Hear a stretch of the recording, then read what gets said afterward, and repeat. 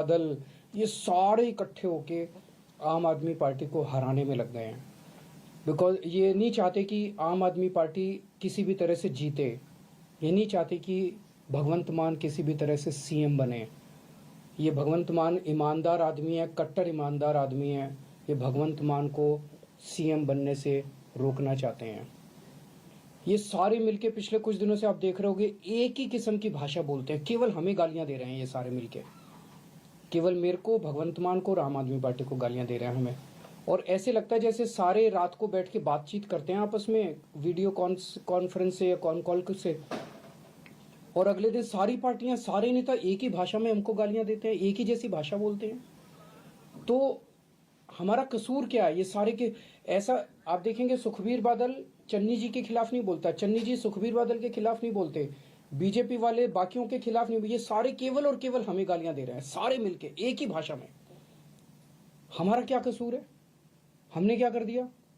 हम यही तो कह रहे हैं ना कि हमने दिल्ली में स्कूल अच्छे किए, यहाँ पे एक मौका दो, हम पंजाब के भी स्कूल अच्छे करेंगे। हम यही तो कह रहे हैं कि हमने दिल्ली में अस्पताल अच्छे कर दिए, मोहल्ला क्लिनिक बनाए, पंजाब में मौका दो, हम यहाँ भी अस्पताल अच्छे बनाएंगे, सबको फ्री इलाज देंगे, फ्री दवाई देंगे, फ्री टेस्ट करेंगे, फ्री ऑपरेशन करेंगे, सबका मोहल्ला क्लिनिक, पिंड क्लिनिक बनाएंगे। हम यही तो कह रहे हैं कि हमने दिल्ली में 24 घंटे बिजली कर दी, यहाँ एक मौका दो, यहाँ भी पावर कट बंद कर देंगे, बिजली 24 घंटे देंगे। जैसे दिल्ली में बिजली फ्री कर दी, यहाँ भी लोगों की बिजली फ्री करेंगे। जैसे दिल्ली हम यहाँ पे बच्चों को रोजगार देंगे, दिल्ली में 10 लाख बच्चों को हमने रोजगार दिया।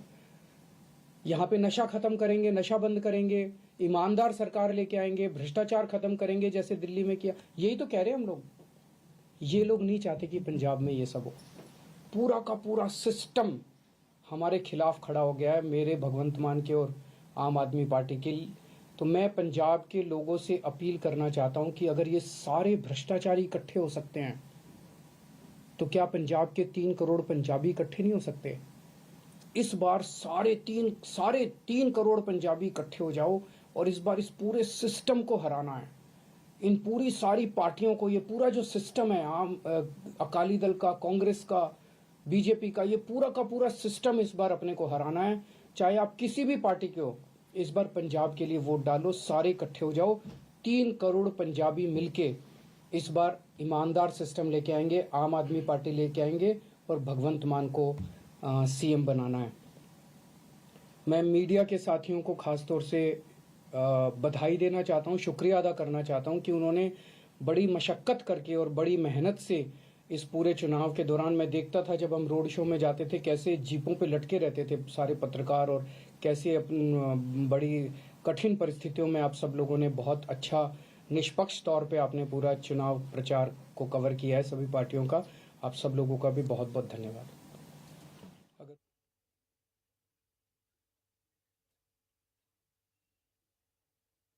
तो दिल्ली के मुख्यमंत्री अरविंद केजरीवाल को इस वक्त आप सुन रहे थे। दरअसल 20 फरवरी को पंजाब की सभी 117 विधानसभा सीटों के लिए वोटिंग होनी है। आरोप प्रत्यारोप जो ये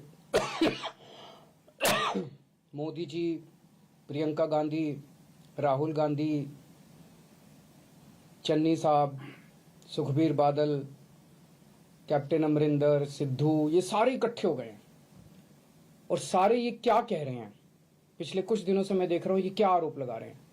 ये कह रहे हैं कि पिछले 10 साल से केजरीवाल देश के 2 टुकड़े करने का एक प्लान बना रहा है, षड्यंत्र बना रहा है कि देश के 2 टुकड़े करेंगे और उसमें से एक टुकड़े का प्रधानमंत्री मैं बन जाऊंगा। मतलब ये तो कॉमेडी है, ये तो हंसने वाली बात है। ये हो सकता है क्या? 10 साल से केजरीवाल एक प्लान बना रहा है कि देश के 2 टुकड़े करूंगा और मैं उसमें से एक का प्रधानमंत्री बन जाऊंगा। तो मैं पूछना चाहता हूं ये तो इसका मतलब मैं बहुत बड़ा आतंकवादी हो गया। तो ये इनकी सारी सिक्योरिटी एजेंसीज क्या कर रही थी? पिछले 10 साल में 3 साल तो कांग्रेस की सरकार थी, कांग्रेस वालों ने क्या किया? सो रहे थे वो लोग। 7 साल से बीजेपी की सरकार है, केंद्र में मोदी सरकार है, मोदी जी ने क्या किया? मेरे को गिरफ्तार क्यों नहीं किया? इनकी एजेंसीज क्या कर रही थी अभी तक? तो ये ऐसी हास्यास्पद बात है जिसको मतलब सुन के ही हंसी आती है। और शायद मैं दुनिया का सबसे स्वीट आतंकवादी होऊंगा जो लोगों के लिए अस्पताल बनवाता है, लोगों के लिए स्कूल बनवाता है, बुजुर्गों को तीर्थ यात्रा पे भेजता है। आज तक तो मैं समझता हूँ कि दुनिया में ऐसा कोई आतंकवादी पैदा नहीं हुआ जो सड़कें बनवाता है, पानी बनवाता है, बिजली ठीक करता है, लोगों को बिजली फ्री देता है, लोगों की सेवा करता है। ऐसा तो आतंकवादी आज तक कभी पैदा ही नहीं हुआ होगा। और बड़ी इंटरेस्टिंग चीज़ है, इसका जरा सा सीक्वेंस अगर हम देखें, राहुल गांधी जी ने सबसे पहले ये आरोप लगाए मेरे ऊपर। अगले दिन प्रधानमंत्री जी ने वही भाषा इस्तेमाल की जो राहुल गांधी ने इस्तेमाल की। अगले दिन प्रियंका गांधी ने वही भाषा इस्तेमाल की। अगले दिन सुखबीर बादल ने वही भाषा इस्तेमाल की। मेरे को कुछ लोग, मेरे लोग कह रहे थे जी राहुल गांधी पे लोगों को यकीन नहीं, या राहुल गांधी जी कुछ बोलते थे तो जनता विश्वास नहीं करती। लेकिन ये नहीं सोचा था कि प्रधानमंत्री नरेंद्र मोदी जी राहुल गांधी की नकल करेंगे, एक दिन ऐसा भी आएगा। प्रधानमंत्री जी भी राहुल गांधी बन जाएंगे, एक दिन ऐसा भी आएगा। और ये इतना बड़ा आतंकवादी ये पकड़ा कैसे गया? पिछले 10 साल में, 7 साल में, जब से मोदी सरकार आई है, इन्होंने मेरे घर पे, मेरे दफ्तर पे दिल्ली पुलिस की रेड कराई, उसमें कुछ नहीं मिला।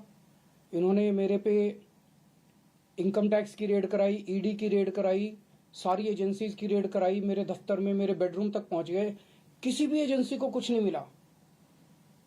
फिर एक दिन एक कवि ने खड़े होकर एक कविता सुनाई, और उस कविता में उसने कहा कि 7 साल पहले केजरीवाल ने मेरे को कहा था कि देश के 2 टुकड़े करेंगे, एक टुकड़े का पीएम तू बन जाइए और एक टुकड़े का पीएम मैं बन जाऊंगा। और उसके बाद राहुल गांधी ने ये बात कही।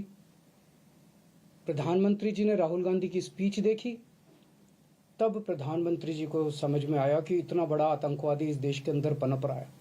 ये तो शुक्र हो उस कवि का जो उसने इतना बड़ा आतंकवादी पकड़ लिया, नहीं तो इनकी सारी एजेंसीज नहीं पकड़ पाई थी। मतलब ये चल क्या रहा है? ये नौटंकी बना दी है इन लोगों ने। देश की सबसे बड़ी 2 पार्टियां, नेशनल पार्टियां, उनके टॉप के नेता मिलके देश की सुरक्षा का मजाक उड़ा रहे हैं। इस तरह से देश की सुरक्षा के ऊपर को डील किया जाता है। मैं समझता हूं कि आतंकवादी 2 किस्म के होते हैं। एक वो आतंकवादी होते हैं जो जनता में खौफ फैलाते हैं, और एक वो आतंकवादी होते हैं जो भ्रष्टाचारियों में खौफ फैलाते हैं। आज ये सारे भ्रष्टाचारी इकट्ठे हो गए हैं, सारे चोर लुटेरे ये सारे इकट्ठे हो गए हैं, और ये मिलके इनको मेरे से डर लग रहा है। एक तरह से इन लोगों के लिए मैं आतंकवादी हूं। जनता के लिए तो मैं स्कूल बनवाता हूं, जनता के लिए अस्पताल बनवाता हूं, लेकिन इन लोगों के लिए मैं आतंकवादी हूं। इन लोगों को रात को नींद नहीं आती, सोते हैं तो इनके सपने में आता हूं मैं। 100 साल पहले भगत सिंह पैदा हुए थे। भगत सिंह को अंग्रेजों ने आतंकवादी बोला था। मैं भगत सिंह को बहुत मानता हूं, मैं अपने आप को भगत सिंह का चेला मानता हूं। देश जानता है कि भगत सिंह जैसा कट्टर देशभक्त कोई नहीं था। 100 साल पहले भगत सिंह को अंग्रेजों ने आतंकवादी बोला था, और 100 साल के बाद अब इतिहास अपने आप को दोहरा रहा है कि भगत सिंह के चेले को आज ये सारे भ्रष्टाचारी मिलके आतंकवादी साबित करना चाह रहे हैं। लेकिन देश की जनता देख रही है कि असलियत क्या है। मुझे पता चला है कि कल शाम को केंद्र सरकार ने चन्नी साहब को फ़ोन करके एक चिट्ठी लिखवाई है कि इसकी तहकीकात की जाए। तो अगले 1-2 दिन में मुझे खबर मिली है, एक ऑफिसर का फ़ोन आया था कि अगले 1-2 दिन में एक NIA में एक FIR दर्ज की जाएगी मेरे खिलाफ। सबका, उन सारी FIR का स्वागत है, लेकिन ऐसे इस तरह से अगर देश की सुरक्षा को केंद्र सरकार डील करेगी तो देश की सुरक्षा को लेके काफ़ी चिंता होती है। सर, जिस तरह के आरोप इस बार लगे हैं वैसे ही पिछली बार भी लगे थे, और एंटी पंजाबी तक आपको बोल देते हैं। चन्नी साहब बार बार कह रहे हैं कि भैया क्या कर लेंगे, यहाँ कैसे चला लेंगे सरकार, इस तरह के बयान आते हैं। इन्होंने कोई काम नहीं किया पिछले 5 साल में, तो अब केवल और केवल गाली गलौज की राजनीति, केवल और केवल आरोप प्रत्यारोप की राजनीति कर रहे हैं ये लोग। हम अपने काम गिना रहे हैं, हम पंजाब का विजन बता रहे हैं, और ये लोग केवल आरोप प्रत्यारोप करते जा रहे हैं।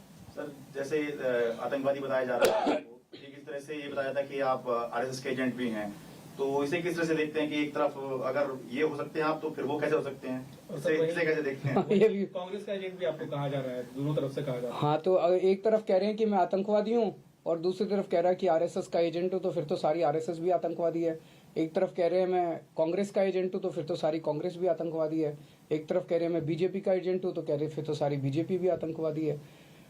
मतलब मेरे को, लेकिन इस बात की, ये आरोप प्रत्यारोप तो चलते रहेंगे, मेरे को चिंता इस बात की है कि इन्होंने देश की सुरक्षा को कॉमेडी बना के रख दिया है। 7 साल से 10 साल से कह रहे हैं कि दिल्ली का मुख्यमंत्री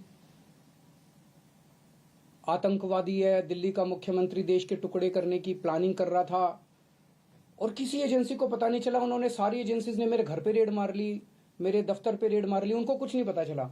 एक दिन एक कवि ने उठ के एक कविता सुनाई और तब देश के प्रधानमंत्री को अचानक समझ में आया, अरे बाप रे, इतना बड़ा आतंकवादी देश के मेरी शहर में रह रहा था, मेरे को पता ही नहीं चला। जो भला उस कवि का, जो उसने कविता लिख दी, वो कविता नहीं लिखता तो फिर तो किसी को पता ही नहीं चलता इस देश में। Thank you. तो दिल्ली के मुख्यमंत्री अरविंद केजरीवाल को आप सुन रहे थे, साफ तौर पर अपने ऊपर लगे आरोपों को सिरे से खारिज करते हुए नजर आए। उन्होंने कहा कि मैं विकास की बात करता हूं। आरोपों पर केजरीवाल की सफाई यहां पर सामने आई है। सभी के सामने आकर उन्होंने बताया कि किस तरह से जो आरोप उन पर लगाए जा रहे हैं वो बेबुनियाद हैं और ये एक साजिश के तहत लगाए जा रहे हैं, और इन आरोपों को सुनकर मुझे हंसी आती है, ये भी उन्होंने कहा। अपनी बात को यहाँ पर सभी के सामने रखते हुए नजर आए, क्योंकि जानते हैं कि पंजाब विधानसभा चुनाव 20 तारीख को है। ऐसे में एक एक आरोप जनता के मूड को बदल सकता है।